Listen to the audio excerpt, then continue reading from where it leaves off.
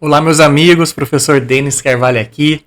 Eu quero tratar agora com você, ajudar você a relembrar, fazer uma revisão do conteúdo sobre direitos pessoais e direitos reais, ok? Qual a diferença entre um e outro? Para isso a gente vai ter um material de apoio aqui.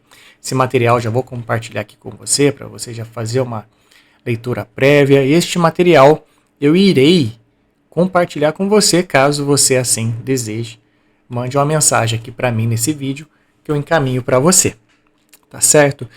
Então, estudando o direito das obrigações, nós vamos nos deparar nas aulas, na doutrina, com a comparação entre direito pessoal e direito real. Quando nós falamos em direitos obrigacionais, esse direito ao crédito, estamos falando de direitos pessoais, ok? Por que direitos pessoais? Porque vincula pessoa e pessoa. Olha aqui na ilustração. O vínculo de natureza pessoal, relação jurídica, estabelece-se estritamente entre um credor e um devedor. Por isso, ok? Numa compra e venda, numa locação, as partes são pessoa e pessoa. No direito real, já muda. O vínculo é entre pessoa e coisa, certo? Sujeito e uma coisa. E nele temos o direito de sequela, aquele direito da pessoa que tem o seu bem ali, a sua propriedade, por exemplo, afetada, poder requerer de volta a sua propriedade contra quem quer que injustamente a detenha. Esse é o direito de sequela. Lembra disso? Tem alguma dúvida? Pode comentar aqui, perguntar para mim, eu respondo para você. Tá bom? Então, direito pessoal estabelece-se entre pessoa e pessoa. Direito real entre pessoa e uma coisa, certo? Quero trazer aqui para você um quadro. Olha só uma ilustração trazendo comparações com relação ao sujeito, com relação à ação, ao objeto, à formação, à duração, comparando direitos reais e direitos pessoais. Já vimos, né, que os direitos pessoais com relação ao sujeito, temos polo ativo e passivo. Dualidade ali essencial. E nos direitos reais, somente um sujeito ativo conectando-se à coisa. E quanto à ação? Ela é direcionada exclusivamente contra o polo passivo, o devedor. Lá nos direitos reais, ele é erga omnes. Por quê? Caberá a ação contra quem quer que se detenha injustamente a coisa. Então, olha só, né, com relação à ação. Está uma relação contratual, né, entre A e B. B não cumpre o seu acordo naquele contrato. A vai entrar com a ação contra B.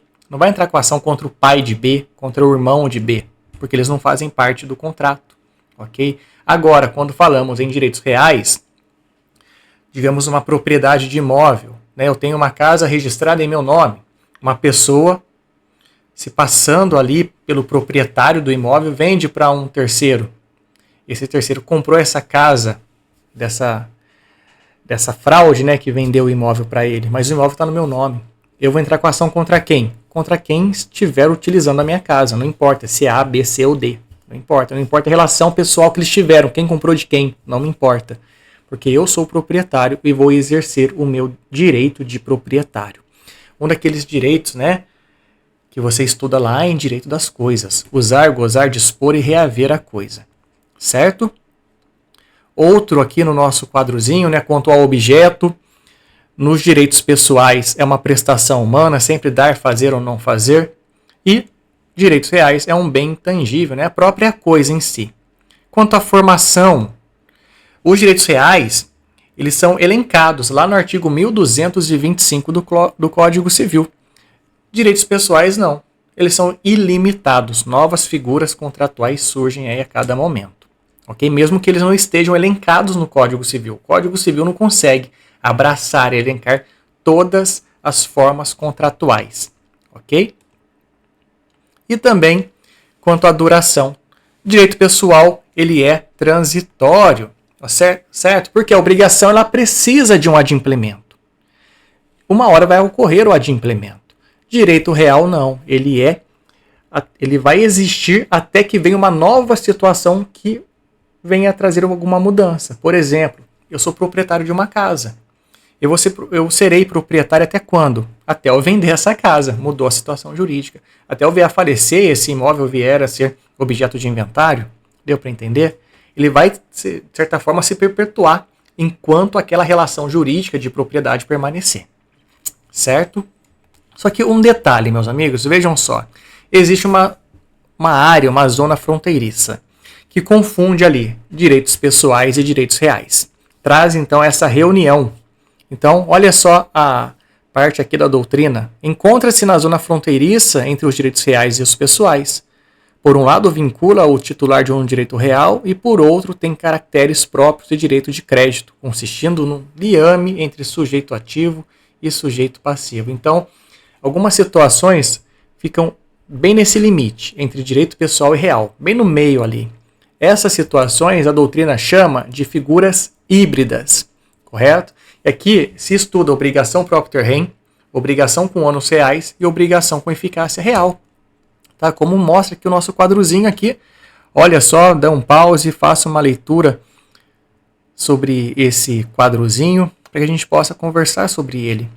Obrigação propter rem, imagina só, A vende uma casa para B. Por algum motivo ali ficou atrasado IPTU. B está morando no imóvel, chega uma cobrança para ele de IPTU de 1 ano atrás. E o B fala, olha, mas comprei a casa faz um mês, como é que tem 1 ano aí atrasado? Esse 1 ano aí não é meu. Só que como ele é proprietário do imóvel agora, a obrigação é dele, certo? Então, IPTU é um exemplo de obrigação propter rem, é a obrigação própria da coisa. Não é porque B fez um contrato ali com a prefeitura e falou que ia pagar IPTU. Não, a obrigação é da coisa. Então, IPTU atrasado é dele, ele que vai ter que pagar. Ah, mas ele vai ser no prejuízo. Depois ele entra com uma ação de regresso contra A. Porque o A foi o causador daqueles IPTUs atrasados, certo? Outra área fronteiriça ali, né, da figura híbrida, são as obrigações com ônus reais. Por exemplo, eu tenho um imóvel com uma servidão de passagem.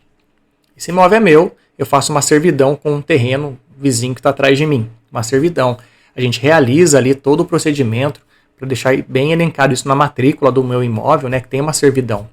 Eu venho a vender meu imóvel para você, que tem essa servidão. Você, comprador, é obrigado a respeitar aquela servidão de passagem? Sim. Aquele gravame acompanha o imóvel. Ah, mas você não teve nenhuma relação jurídica com o proprietário do terreno atrás de mim, né, que precisava daquela servidão, por exemplo. Você não fez um contrato com ele. Você não fez, mas você vai ter que respeitar? Vai. Porque essa obrigação está seguindo o objeto. Ela é uma obrigação com ônus reais, é uma figura híbrida. Desde que, lógico, né, essa servidão seja realmente ali, né, elencada naquela matrícula daquele imóvel. Ok? Caso contrário, aquela servidão não existe. Precisa, então, estar tudo preto no branco. Correto? E a outra obrigação, outra figura híbrida ali que nós temos, são as obrigações com eficácia real. Um exemplo clássico, né, que nós tratamos em sala, que nós encontramos na doutrina, é a lei do inquilinato, onde ela fala, né, vamos trazer outro exemplo aqui, digamos que eu alugo uma casa para você, você é meu inquilino, mas o nosso contrato tem 36 meses de duração.